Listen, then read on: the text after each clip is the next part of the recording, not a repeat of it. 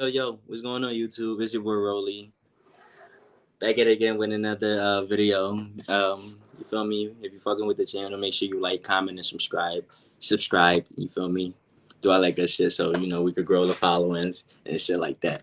But so if we're gonna talk about the games from over the weekends, the championship games, championship round, we first have to talk about the officiating that took place in both games. Um, more so, more so,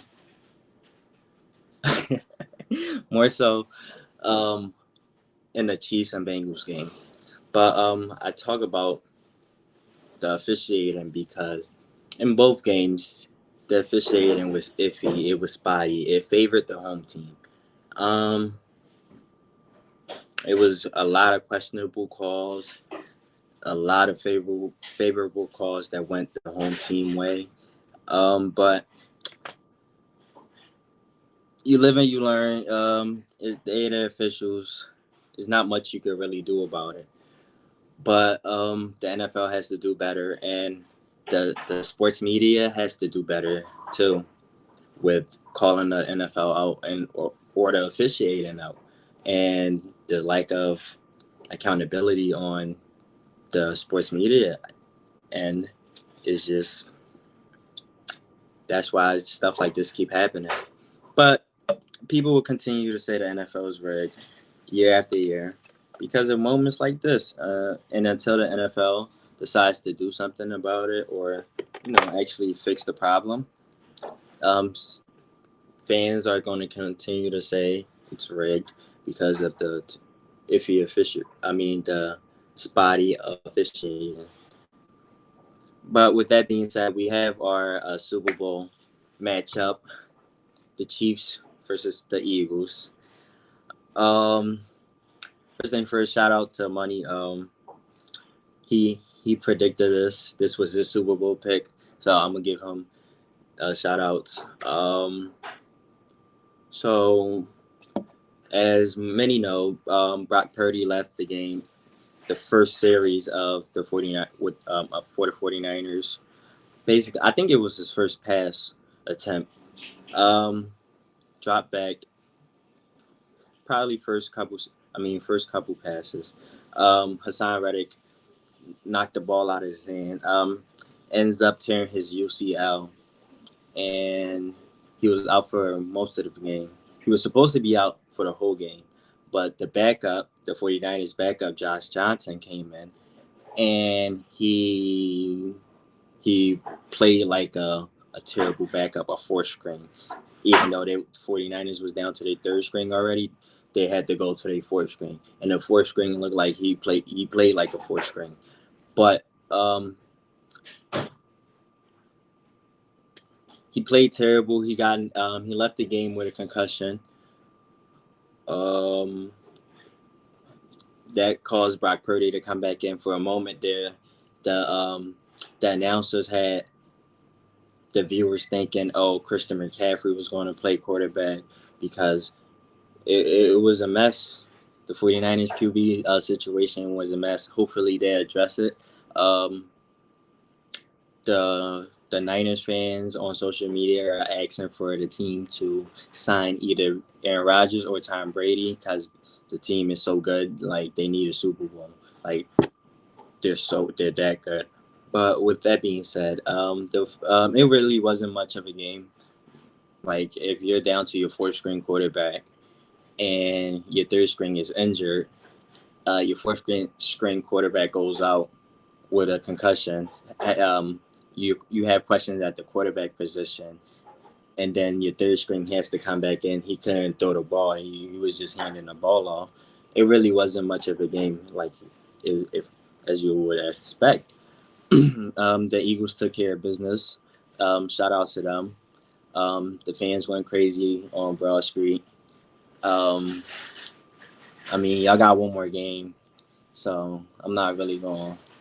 What I'm gonna say is, if y'all win the Super Bowl, I'm on Broad Street with y'all, and we gonna turn up. We gonna turn up for the one time. we gonna turn up for the one time. You feel me? You feel me? I'm gonna go enjoy it. I'm gonna go enjoy it because 2017 when they won it, I ain't really want to enjoy it, but because I'm a Giants fan, so hey, I'm gonna celebrate it for if they win it this time. So shout out to them. They took care of business. Jalen Hurts played good. The Eagles were the Eagles. Um, they just ran the ball excellent. Um, they're the number one rushing team in the league. They led the league in rushing. So as you would expect, they kept on going like it was business as usual. But I mean, going against the number one rated defense, that in itself shows how good the Eagles' offensive line is. How you know they probably number one and number two offensive line. And to be honest, they're not even fully healthy at the offensive line positions. Like I know Lane Johnson is battling a arm injury, something, but he's not fully healthy. So the fact that they was able to play the way they played, I think they only let up one sack, or I don't even think they let up a sack. But at the end of the day, they took care of business. They looked dominant. They played Philadelphia Eagles football. So shout out to them.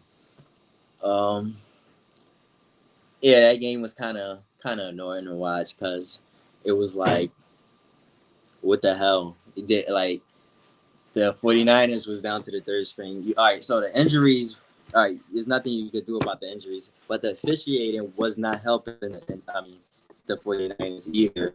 They like the defense could not get off the field because of questionable penalties, flags that was thrown. For one, roughing the kicker. I don't know what was that, and also what was it?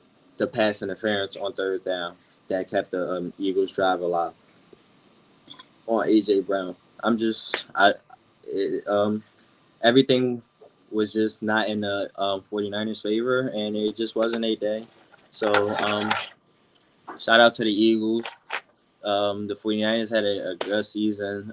They have to adjust what they're doing at the QB position, um, because every year it's that's the problem with them. That's the question with them. So are they finally going to address it? Because they have a great talent, a great team around, and the most important position is the one they have the most question at. So once they figure that out, they should be good. But who will be the starter if they don't, if they don't acquire a free agent quarterback or acquire a top five quarterback? Who is the starter? Is it Trey Lance or is it Brock Purdy, or are you re-signing Jimmy G? So is it the same thing? We're going to have the same plan as as this year. Like the 49ers have one question to solve, and once they solve that, I feel as though they should be in the Super Bowl next year and hopefully win it. Well, for 49ers fan, hopefully win it. But Chiefs and Bengals game.